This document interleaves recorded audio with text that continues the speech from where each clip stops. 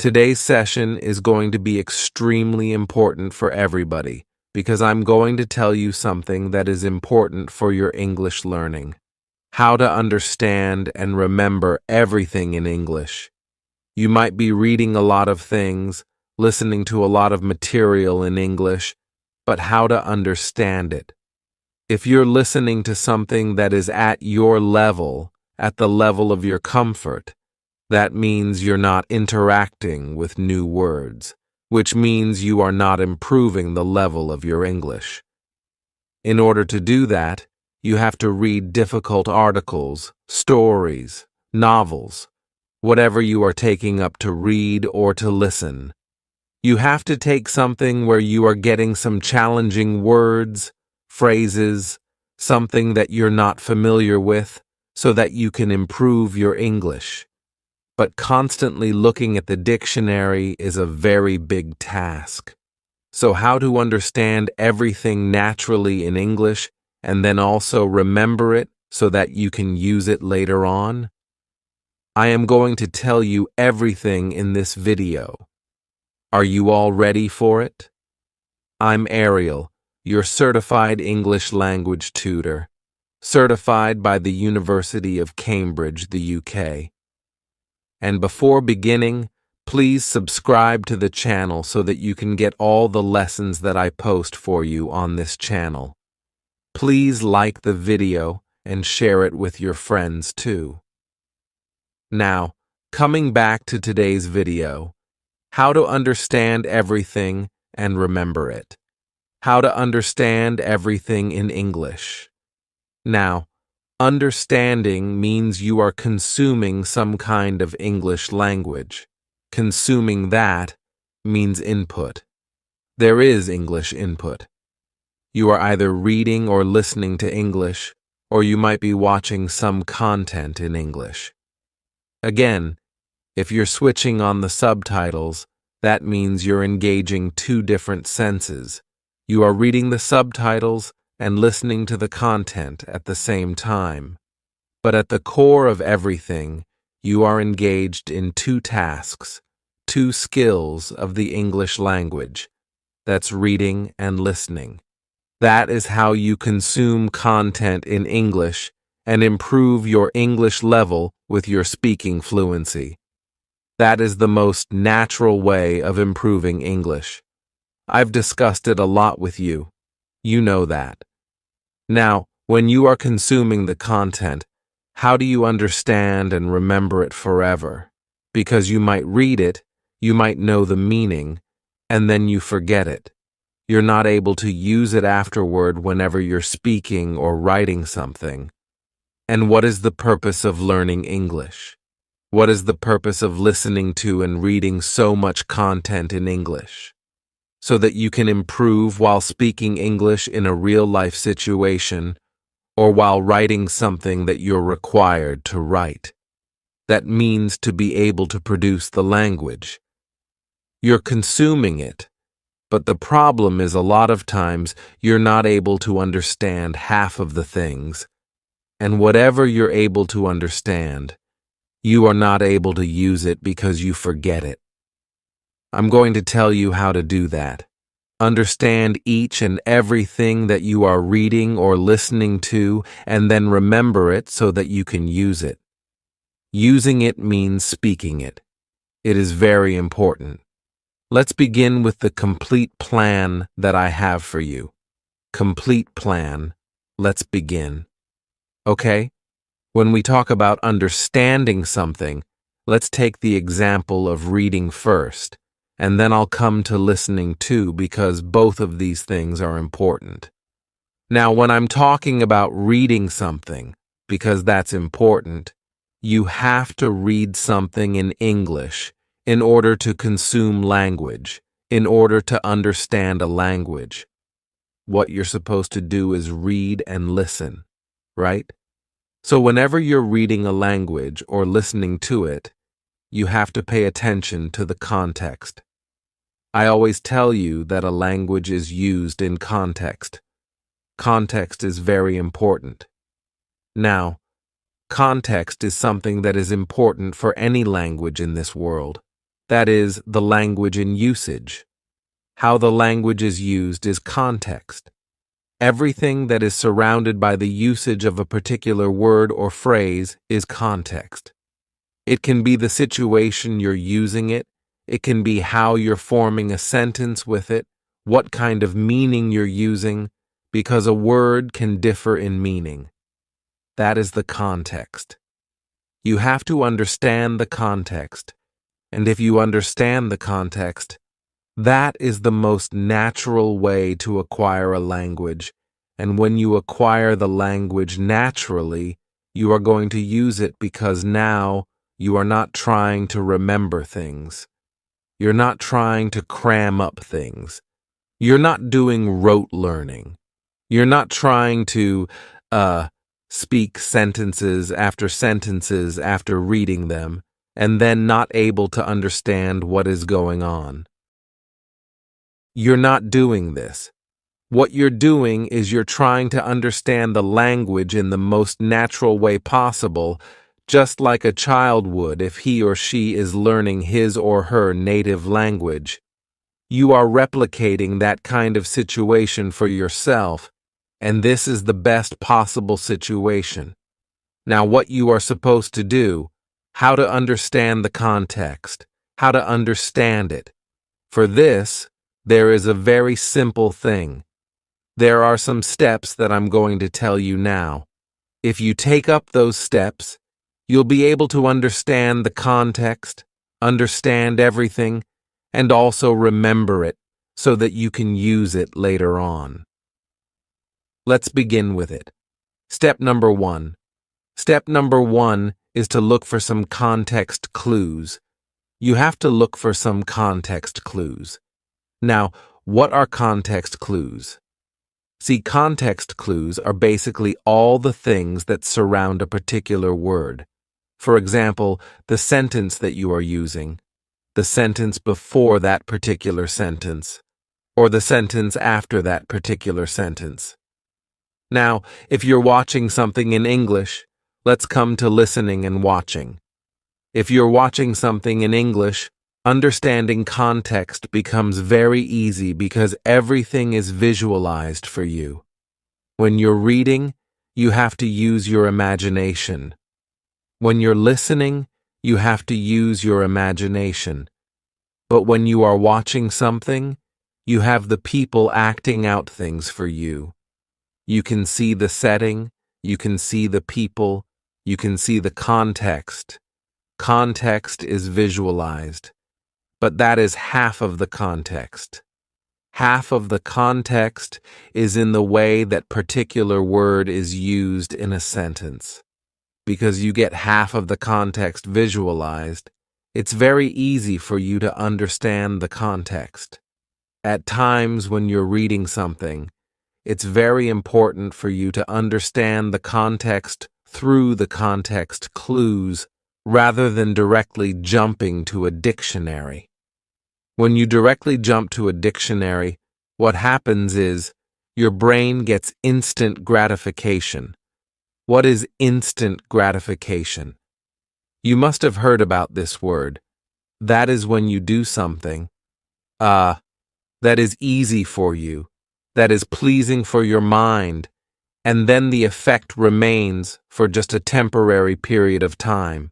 That is instant gratification. What happens is you get a confidence. Okay, this is the word, this is the meaning. I've looked at the word's meaning. Now I'll be able to read everything comfortably, or maybe listen to that particular podcast comfortably. This is not the case. At that very moment, you might understand the meaning of the word, but after that, you will forget it.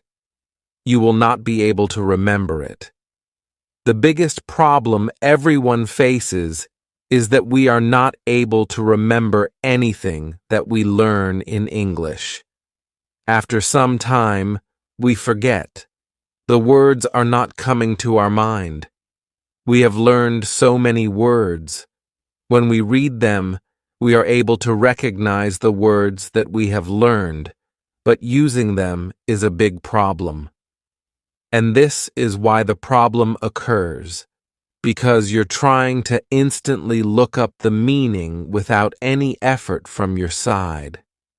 Your brain gets the meaning of the word in an isolated manner. That means the word is isolated. It's separate from the complete sentence. You look at the meaning separately, not within the context, and this is creating a huge problem for you. So, you have to look at the meaning of the word in context, rather than separating the meaning from the context. Do not do that. Do not isolate the word, isolate the phrase. Keep everything within the context, and for that, look for some context clues. Now, how to do it? How are you going to look for those context clues? It's very important. Let me give you an example through this short paragraph, as you can see on the screen. She was feeling euphoric on the prospect of getting selected for the school's literary club. She was feeling euphoric. Now, this is a new word, euphoric. On the prospect, again, a new word, prospect of getting selected for the school's literary club. She was feeling euphoric. There is a particular word before euphoric that is feeling. Now, through this, we know it's an emotion. Euphoric is an emotion, right? This is a feeling. She is experiencing some kind of emotion. Why is she experiencing it? Ahead in the line, let's read it. On the prospect of getting selected for the school's literary club. Now she's getting selected somewhere in a club. That's something prestigious. So that means the feeling is positive.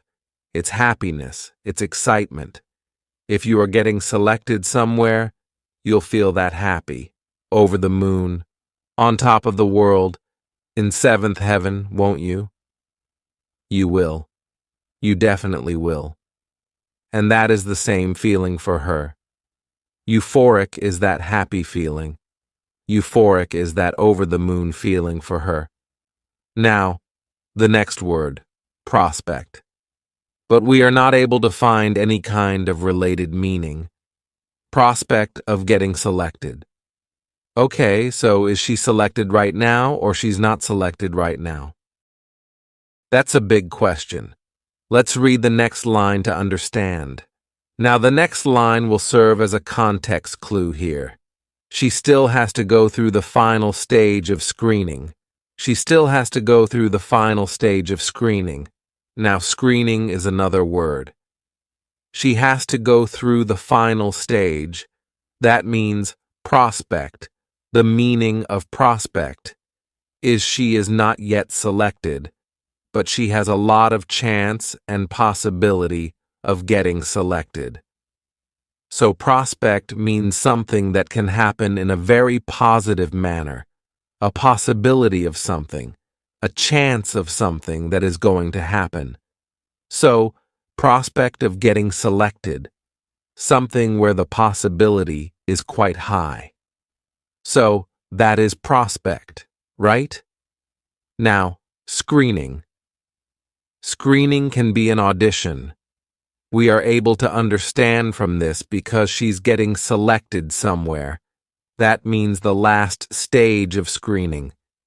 Screening means a form of audition or maybe some form of exam or kind of something that she has to give, a test that she has to give. Screening, where people are going to get selected, and some people will not get the opportunity to do it further. Right? So, selecting process. Now, through this, you know how to understand any word through context clues. We have discovered the meaning of 3 words through what? Through context clues. 3 new words through just the context. What surrounds the word, the sentence, the words, the meaning, What can be the meaning? Now, what we are doing here is we are kind of guessing the meaning, but we are able to understand the core meaning of everything. We are able to understand the message here. If you want to really look at the meaning, that's also important. To know how accurate you are in understanding the word, in understanding the context. For that, we have further steps. Now, these further steps are going to solidify everything and make you remember. This was the stage of understanding how to understand anything and everything in English. So if you look at the context clues, you will be able to understand anything in English, anything that you're reading, anything that you're listening to. The same steps have to be followed while you're listening to something. Listen to it once again, repeatedly. If you're not able to understand a word, listen to the whole sentence once again, rewind, listen again, try to analyze, and hence, you will be able to understand. Now, in order to remember everything and check your understanding, let's move to stage number 2. Step number 2. Now, step number 2 is making notes and recording. Making notes and recording. Now, what you are supposed to do is you have to make notes. You have to make notes. While you are understanding the context and everything, for example, you came across the word prospect. What you're supposed to do is take up any diary, any vocabulary journal of yours, like I have here one of the journals with me. Now, you have to write the word there. Write the word, okay? Whatever you can understand right now, what you can do is create a column like context clues, and you can note down the things that you can relate to that particular word from the sentence. You can note down the complete sentence, or you can note down some words that you might think are meaningful and related to this particular word. What can be the meaning? Note it down. Make notes. These notes will help you also understand the context in a better way. When you're looking for context clues, you'll be able to get those clues in a better way. You'll be able to understand the clues in a better way because everything is there in written form. You'll be able to analyze everything, and that is important. After analysis, what you're supposed to do is while you're recording it, while you're making notes, this step needs to be repeated once again. I'm going to tell you how, but for now, these notes that you're making are going to stay there with you. They are going to define the word for you in your mind. Everything is going to get fixed in your subconscious mind. At the back of your subconscious mind, what you're doing is you're feeding a lot of information to your brain related to that particular word, which is very important. You've taken a word, for example, tremendous. She's doing tremendous hard work to get the promotion. So, tremendous means extremely. You're able to understand. She's doing tremendous hard work to get the promotion. Now, for getting a promotion, what a person will do is a lot of hard work. That means tremendous means with a lot of intensity, a lot of kind of very much, extremely, and you're able to understand the word. So you can write that. Tremendous, promotion, hard work, which means extreme, extremely. Whatever meaning you can understand, you can write that. So you have to make some notes. While doing it, you can understand it in a better way. When you make notes, everything solidifies here, and your subconscious mind is able to grasp the idea, the concept, in a better way, in a way where you will be able to use it because you'll be able to remember it. It's not on the outer surface of your memory. You're trying to absorb everything for the long run, not on the outer surface, but everything in the context, like I told you. So, it's very important for you to make those notes while you're looking for the context clues, while you come to the conclusion of what you can understand and what you cannot understand. Now, step number 3. Step number 3 is to use online dictionaries and check. Now, what you're supposed to do once you understand a context is do not do it after every sentence, okay? Supposedly, you're reading one page. You have to do everything that I've told you in step number 1 and 2 for the complete page. If you come across 10 words, you're supposed to do it for those 10 words. If you come across 15 words, you're supposed to do it for those 15 words. When you're done with your reading or listening, if you're listening to something, when you're done with it, done with all the words that you came across, done understanding all the context clues, done making the notes about them, now is the time you have to check the proper meaning and write it down again in your vocabulary diary. Again, like I've told you, step 2 will get repeated again. I've told you that before in the previous step. Now this is the time where you have to repeat step number 2, making notes. That is how you're going to make notes. You are going to use an online dictionary. Why am I saying online dictionary? Because you can understand the context in a better way through an online dictionary. You can also hear the pronunciation. You can learn about various contexts in which this word can be used. For example, this word can be used as a verb. This word can be used as an adverb. There are a lot of words which can be used in a different way. For example, the word record. Record means a written information about something that is kept for a long period of time. So, that is record. Now, record, to record, is to capture everything. That's an action. That's a verb. The first one was a noun. This is a verb. In this manner, a word can differ in its meaning, also in its context, and the kind of word it becomes, whether a noun, a verb, adverb, adjective, everything. So, when you use an online dictionary, you'll be able to understand all of these components altogether.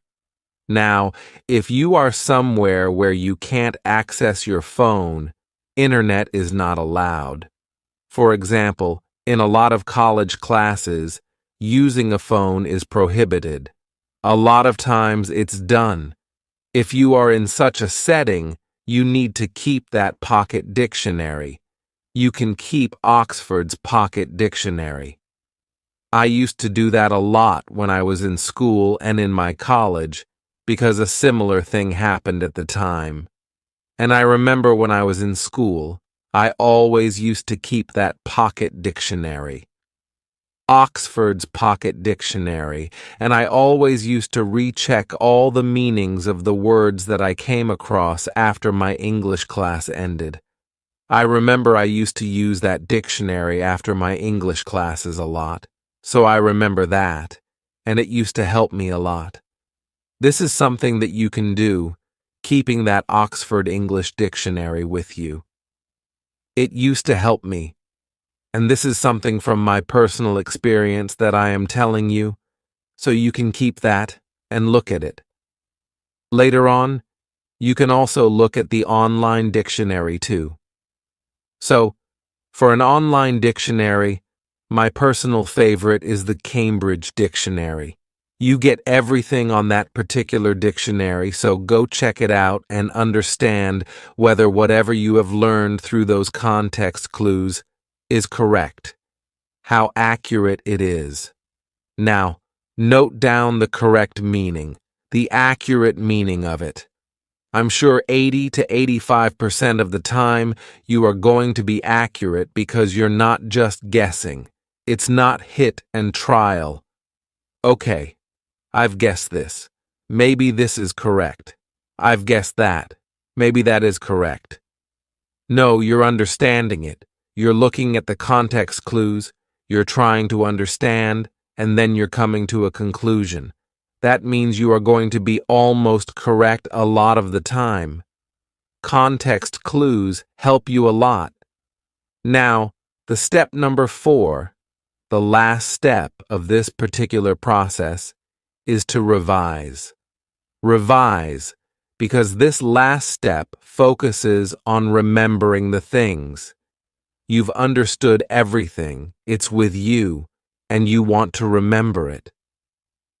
50% of the work is already done in order to remember that, because you are doing the work in a very solidified manner. You're not doing it on the surface level. It's a deep work you have done with your English language learning. Now, after this deep work, keeping it aside is not the solution. You have to also revise it from time to time. You can revise it after every 10 days, 20 days, 30 days. Whenever you get time, revise it. I'm not saying that you have to revise it every 5 days. That is not a fixed time. I am setting you free to create a schedule on your own. Take time out of your schedule and revise these words, these phrases, everything new that you're learning in English. Why are you making these notes? So that in the future, you can come back and revise it. Once you revise it within a particular time frame, your mind will get replenished with the memory of everything, and it's going to get solidified in your mind. So you are feeding your mind constantly with the word, the context clues, everything that you require to remember the word in the long run and then to be able to use it. This is beneficial for you. So revise it from time to time. Revise it.